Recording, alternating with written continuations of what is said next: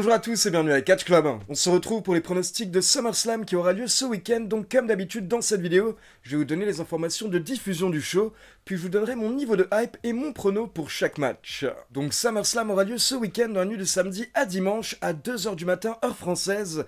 Et comme d'habitude le show est uniquement diffusé sur le WWE Network. Et du coup on se retrouve en direct samedi soir à 20h sur Twitch pour le live kick-off SummerSlam où on reviendra sur vos pronos pour le show. Je vous donnerai également les résultats de SmackDown et on fera un grand quiz spécial SummerSlam. Ensuite on fait une petite pause puis on se retrouve à nouveau à 2h du matin pour le live réaction où comme chaque mois je vous commenterai le pay-per-view en direct. Et donc par rapport à la carte, on a 8 matchs qui sont annoncés à l'heure actuelle, et on va démarrer avec Ronda Rousey contre Shayna Baszler dans un MMA Rules match, donc un match avec des règles de MMA. Donc pour commencer par rapport à ce premier match, niveau de hype, et ça va peut-être vous étonner, mais je vais mettre un bon 8 sur 10, car j'apprécie beaucoup Shayna Baszler, et j'attends d'en voir plus du côté du roster principal de la part de Shayna Baszler, et ce match peut potentiellement être le déclic, car on sait à quel point Shayna Baszler et Ronda Rousey sont amis dans la vie réelle, et on sait que c'est Ronda Rousey qui a demandé expressément à avoir cette rivalité, et j'imagine que c'est parce que Ronda Rousey veut vraiment mettre en avant Shayna Baszler et montrer au monde entier tout le talent qu'elle a. À côté de ça, les deux vignettes qu'on a eues à Raw cette semaine par rapport à leur rivalité étaient très intéressantes. On en a appris plus sur les deux catcheuses, sur leurs relations et sur leur motivation. Et surtout, grâce à ces vignettes, on a vraiment compris que malgré ces bagarres, les deux catcheuses s'aiment toujours au fond. Elles ont passé tellement de moments ensemble et tu peux pas oublier ça en un instant. Donc j'imagine qu'on va avoir un match très intense, très violent, et je ne sais pas combien de temps la rivalité va durer, mais si jamais la rivalité prend fin dès SummerSlam, alors à ce moment-là, je vais miser sur une victoire de Shayna Baszler, car je pense vraiment que l'objectif de Ronda Rousey, c'est de mettre en avant sa meilleure amie. Et petit détail par rapport à la stipulation, je me demande pourquoi est-ce que la WWE n'a pas utilisé le Fight Pit Match, car ça aurait pu coller parfaitement à l'univers des deux catcheuses. Puis on enchaîne avec la bataille royale de SummerSlam présentée par Slim Jim, avec des catcheurs de Raw et de SmackDown, mais à l'heure actuelle, on ne connaît pas tous les catcheurs qui seront dans le match, on sait simplement que nous aurons Sheamus, Tommaso Ciampa, Shinsuke Nakamura, Otis, Chad Gable et LA Knight. Donc bon, niveau de hype, je vais mettre un petit 6 sur 10 juste par curiosité, parce qu'en soi il n'y a rien qui est en jeu, donc le vainqueur de la bataille royale ne gagne rien. Mais par contre, on espère tous que c'est le moment où LA Knight va enfin briller. Je rappelle que lors du dernier pay-per-view, Triple H nous a dit qu'il faut savoir être patient. Et on est patient. On a patienté 4 semaines. Mais maintenant, on veut voir LA Knight gagner. Et on veut voir LA Knight pusher.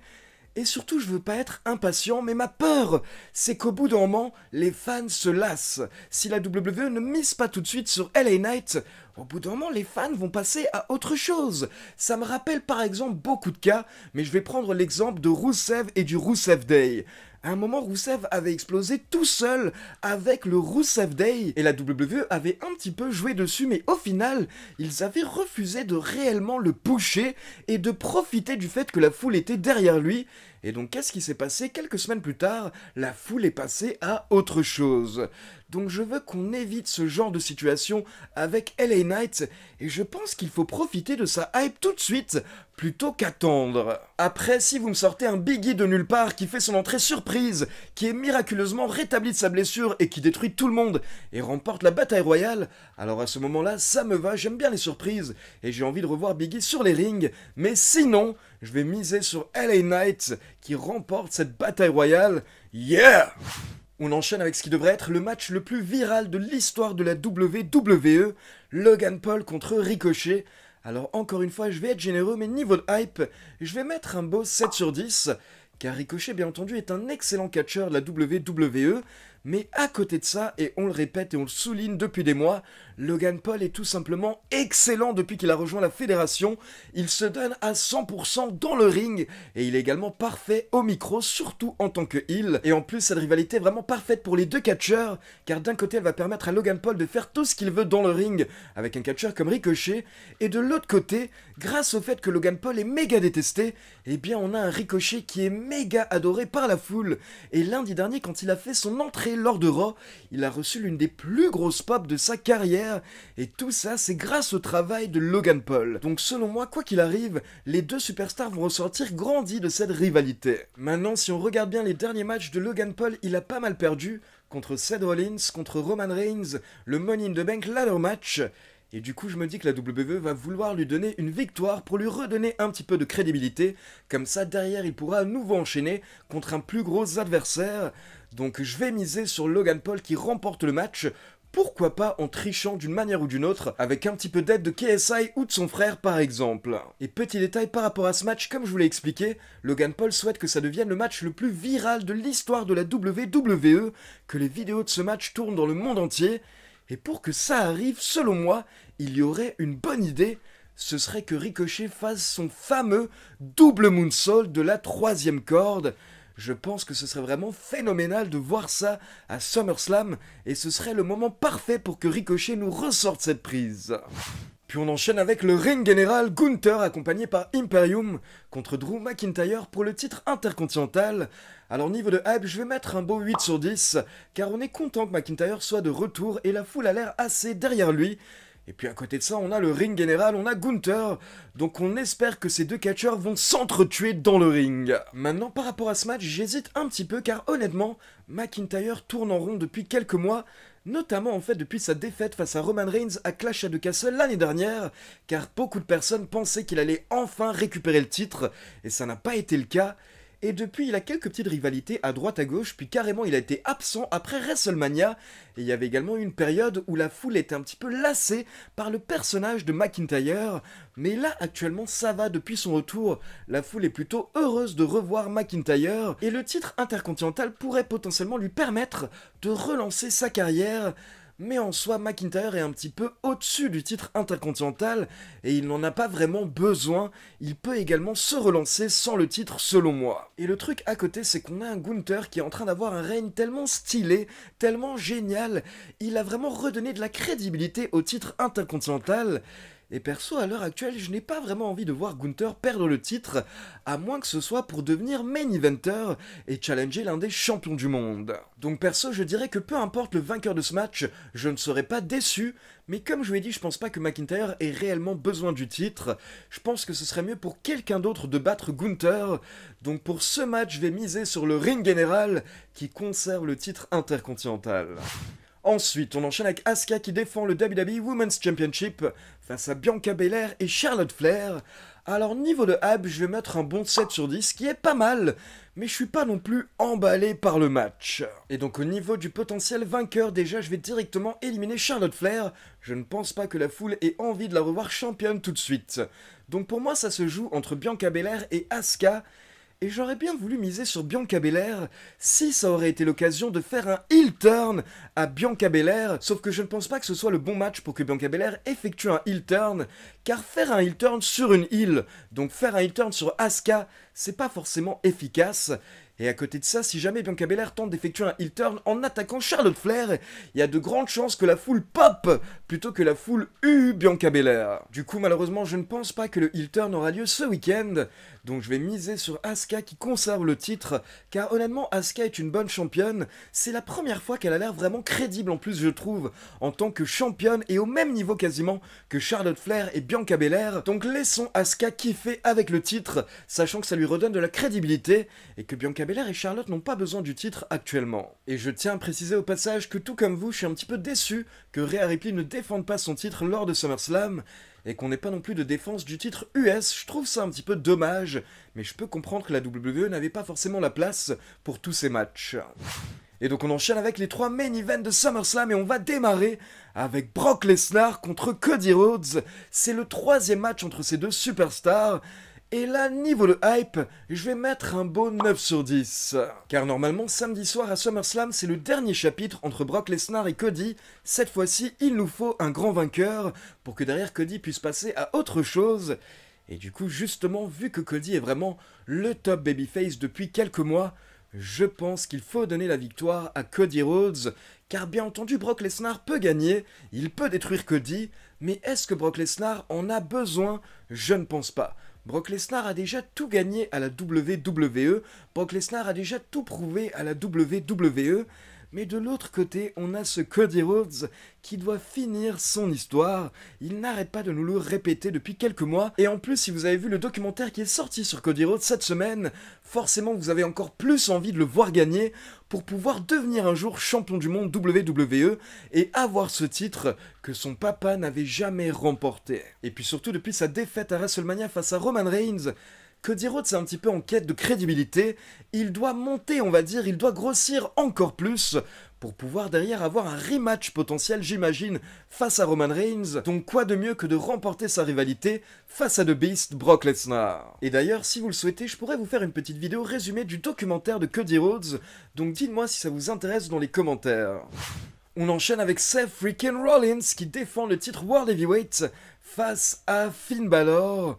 Alors là, niveau de hype, je vais mettre encore une fois un 9 sur 10 parce que j'ai hâte de voir ce nouveau chapitre entre Balor et Rollins. Et à côté de ça, on a bien entendu l'ombre de Damian Priest qui plane sur ce match et on s'attend tous potentiellement à une intervention de Damian Priest. Maintenant, la grande question, c'est est-ce qu'il va intervenir pour aider Finn Balor à remporter le match ?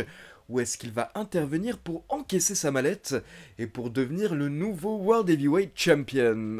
Et je rappelle que Seth Rollins a annoncé un scénario, il a annoncé que selon lui, Damian Priest va bien intervenir pour cash-in, et que par exemple si Finn Balor remporte le titre World Heavyweight, eh bien Damian Priest va cash-in directement après, ce qui fait que le règne de Finn Balor pourrait être potentiellement plus court que son règne en tant que champion universel d'il y a quelques années. Donc forcément je pense et j'espère qu'on aura un Finn Balor un petit peu parano pendant le match, qui va pas arrêter de regarder autour de lui pour être sûr que Damian Priest n'intervienne pas. Et par rapport au résultat, je vais vous donner deux options. D'abord, selon moi, l'option la plus probable, c'est que Seth Rollins remporte le match et qu'il conserve le titre World Heavyweight. Mais une option parmi des milliers qui me paraîtrait intéressante, ce serait que Finn Balor remporte le titre World Heavyweight parce qu'il mérite tellement un run en tant que champion, et un vrai run cette fois-ci, pas un run comme son run avec le titre universel où il avait été champion pendant quelques heures. Je veux voir Finn Balor vraiment devenir un main eventer à la WWE, et ce que j'aimerais c'est que ensuite à la fin du match, Damian Priest fasse son entrée, qu'il nous fasse croire qu'il va cash-in, mais qu'au final il n'encaisse pas. Comme ça on aurait en fait quelques semaines, voire même quelques mois derrière, avec Finn Balor champion, et Damian Priest qui aurait la mallette derrière et qui pourrait encaisser à tout moment. Donc ça créerait une situation intéressante au sein de Judgment Day avec une cohabitation compliquée. Mais après, comme je vous l'ai dit, il y a 10 000 options différentes. On pourrait avoir par exemple à la fin Finn Balor qui perd le match. Donc là, Damian Priest tente d'encaisser parce qu'il se dit que c'est bon, il a laissé sa chance à Finn Balor, mais Finn Balor a perdu. Donc maintenant c'est au tour de Damian Priest, et Damian Priest serait à deux doigts de remporter le titre. Mais là ce serait Finn Balor qui interviendrait pour gâcher le cash-in de Damian Priest. Et du coup ça pourrait lancer une rivalité entre Balor et Priest. Et n'hésitez pas à me donner également vos scénarios par rapport à ce match dans les commentaires, car comme je vous l'ai dit, je pense qu'il y a 10 000 scénarios possibles pour ce match. Et donc on termine avec le combat tribal avec Roman Reigns qui met en jeu son titre Undisputed et sa place de chef tribal face à son cousin Jey Uso. Et là, bien entendu, encore une fois, je vais mettre un niveau de hype de 20 sur 10, car avec la Bloodline, on est largement au-dessus de 10 sur 10. Avec la Bloodline, on est sur l'une des meilleures rivalités de tous les temps, je le rappelle.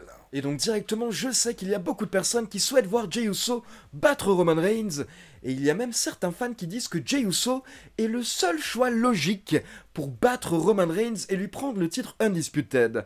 Alors par rapport à ça, je ne suis pas d'accord, car rien que ces derniers mois, la WWE nous a prouvé plusieurs fois que différents catcheurs peuvent être le bon choix pour battre Roman Reigns s'ils sont bien hypés. Par exemple, il y a un an, beaucoup de personnes pensaient que Drew McIntyre était le bon choix pour battre Roman Reigns à Clash at the Castle, et beaucoup de personnes y croyaient. Puis quelques mois plus tard, vers Elimination Chamber, quasiment tout le monde était derrière Sami Zayn, et tout le monde pensait que Sami Zayn était le choix parfait pour battre Roman Reigns. Puis à WrestleMania, la majorité des fans étaient derrière Cody, donc ça prouve que c'est la WWE qui décide en fait ce qu'elle raconte, et que si elle le souhaite, n'importe qui peut être le choix parfait pour battre Roman Reigns. Tout est une question de booking. Mais personnellement, je comprends totalement les gens qui sont emballés par Jey Uso à l'heure actuelle, parce que Jey et Jimmy nous sortent le meilleur boulot qu'ils ont effectué de toute leur carrière. Mais à côté de ça, je pense que c'est important de préciser que la WWE ne réfléchit pas que à ce qui se passe à l'heure actuelle, mais elle réfléchit sur le long terme. Et l'objectif de la WWE, c'est d'avoir un champion qui peut avoir une bonne rivalité avec Roman Reigns, mais qui, quand il battra Roman Reigns, pourra également porter la fédération sur ses épaules et avoir de bonnes rivalités avec n'importe qui. Et la grande question, c'est si Jey Uso remporte le titre, est-ce que selon vous, ses rivalités face à d'autres superstars seront aussi intéressantes que sa rivalité face à Roman Reigns? Et perso, je n'en suis pas persuadé. Car en fait, ce qui est incroyable avec Roman Reigns, et ce que beaucoup de personnes n'ont pas capté, c'est que Roman Reigns a ce talent tellement fou d'élever les gens avec qui il travaille à un niveau supérieur, et donc au final les adversaires de Roman Reigns se retrouvent souvent à atteindre leur potentiel maximum, mais tout ça c'est grâce à Roman Reigns, et une fois qu'ils ne seront plus contre Roman Reigns, c'est possible que leur popularité redescende un petit peu. Prenons l'exemple de Sami Zayn. Sami Zayn était devenu une méga star lors de sa rivalité au sein de la Bloodline. Mais là, depuis WrestleMania, Sami Zayn est un petit peu redescendu depuis qu'il n'est plus en rivalité face à Roman Reigns. C'est une évidence. Après, bien entendu, la foule pop toujours pour lui, mais clairement, il n'est plus aussi intéressant que quand il était en rivalité avec la Bloodline et l'effet Roman Reigns. Et pour moi, c'est tout simplement à cause, justement, de l'effet Roman Reigns. Donc personnellement, si j'étais booker, je laisserais le titre à Roman Reigns jusqu'à ce qu'on trouve quelqu'un qui pourra, tout comme Roman Reigns, élever ses adversaires et porter la fédération sur ses épaules. Et comme beaucoup d'entre vous, je pense que Cody Rhodes est potentiellement la meilleure option pour remplacer Roman Reigns à cette place. Maintenant, par rapport à ce match, il y a également le facteur Jimmy Uso, car depuis quelques semaines, Roman Reigns n'arrête pas de répéter que Jey Uso est en réalité égoïste et que Jimmy Uso va également l'abandonner. Et du coup, forcément, la WWE fait exprès de placer toutes ces petites phrases, parce que l'objectif de la WWE, c'est de placer un doute dans l'esprit des fans, et c'est le cas depuis 2 semaines, car du coup, depuis 2 semaines, beaucoup de fans pensent que potentiellement, Jimmy Uso va revenir pour trahir Jey Uso, et qui sait, c'est peut-être une possibilité, c'est une option en tout cas. Et à côté de ça, je sais également qu'il y a beaucoup de fans qui pensent que Jey Uso va gagner, car à l'heure actuelle, Roman Reigns n'est pas annoncé pour les prochains pay-per-view, mais croyez-moi, faites-moi confiance, il ne faut jamais se fier à ça pour faire vos pronos, car la WWE annonce souvent la présence de Roman Reigns au dernier moment dans les pay-per-view, donc vous ne pouvez pas vous baser sur ce détail pour faire vos pronostics. Donc du coup, malgré tout, je vais miser sur une victoire du chef tribal qui conserve le titre d'une manière ou d'une autre, que ce soit grâce à Paul Heyman, grâce à Solo Sikoa, ou même grâce à quelqu'un d'autre. Mais en tout cas, selon moi, Roman Reigns va conserver le titre Undisputed et surtout, il va conserver sa place de chef tribal. Donc voilà, c'est tout pour les pronostics. Maintenant, comme d'habitude, c'est à vous. N'hésitez pas à me laisser vos avis dans les commentaires et comme d'habitude, n'oubliez pas de liker la vidéo, de vous abonner à la chaîne et de cliquer sur la petite cloche pour être informé de la sortie des prochaines vidéos. Ciao tout le monde!